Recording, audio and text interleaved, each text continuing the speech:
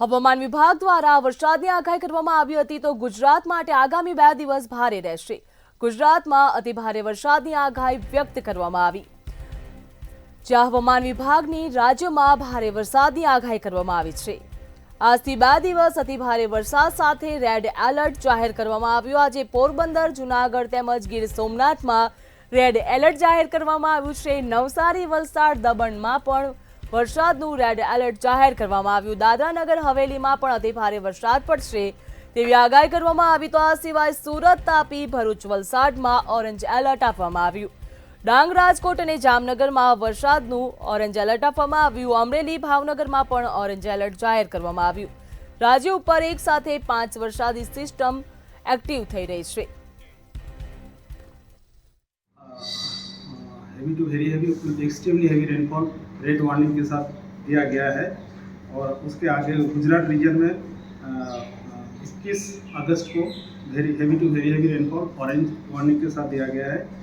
और जो 22 से लेकर 25 अगस्त तक हेवी रेनफॉल वार्निंग का इशू हुआ है येलो वार्निंग के साथ।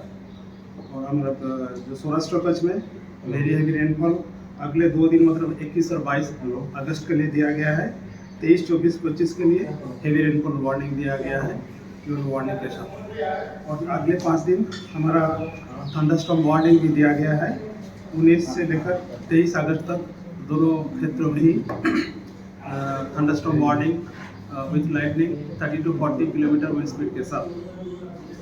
हमारा जो डिस्ट्रिक्ट आज रेड वार्निंग में जा रहा है, इक्का दुक्का स्थानों में हेवी टू वेरी हेवी। હવામાન વિભાગની આગાહી વચ્ચે ધોધમાર વરસાદ શરૂ થયો છે। હવામાન વિભાગ દ્વારા વરસાદની આગાહી કરવામાં આવી હતી ત્યારે ધોધમાર વરસાદ શરૂ થઈ ગયો છે।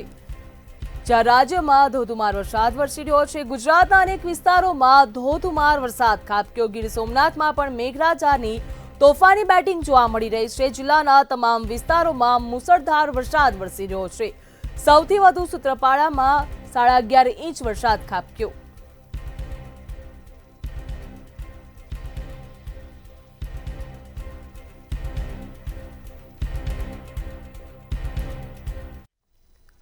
ગીર સોમનાથના હિરણ 2 ડેમમાં નવા નીરની આવક નોંધાઈ છે। ધોધમાર વરસાદ વરસી રહ્યો છે ત્યારે ડેમમાં નવા નીર આવ્યા। જ્યાં ગીર સોમનાથના હિરણ 2 ડેમમાં નવા નીરની આવક થઈ। જિલ્લામાં સૌથી મોટો ડેમમાં પાણીની આવક નોંધાઈ છે। જ્યાં હિરણ 2 ડેમમાં 85% પાણીની આવક નોંધાઈ। વેરાવળ, તાલાલા, સૂત્રાપાડાને પાણી પૂરું પાડે છે। મોટા ઔદ્યોગિક એકમોને પણ પાણી પૂરું પાડે છે। જ્યાં ડેમમાં પાણીની આવક વધતા ડેમના દરવાજા ખોલવામાં આવશે। સાર્વત્રિક વરસાદના પગલે ડેમ ઓવરફ્લો થવાની સંભાવના પણ જોવા મળી રહી છે। ધોધમાર વરસાદના કારણે હિરણ 2 ડેમ ઓવરફ્લો થવાની સંભાવના છે।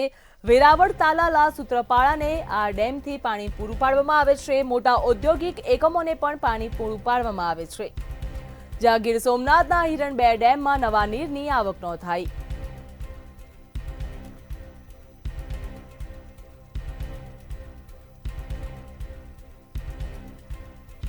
વેરાવળ, તાલાલા, સૂત્રાપાડાને પણ અહીંયાથી પાણી પૂરું પાડવામાં આવે છે। તો આ સિવાય મોટા ઔદ્યોગિક એકમોને પણ પાણી પૂરું પાડવામાં આવે છે। ડેમમાં પાણીની આવક વધતા ડેમના દરવાજા પણ ખોલવામાં આવશે। ડેમમાં પાણીની આવક વધી છે તેના કારણે ડેમના દરવાજા પણ ખોલવામાં આવશે।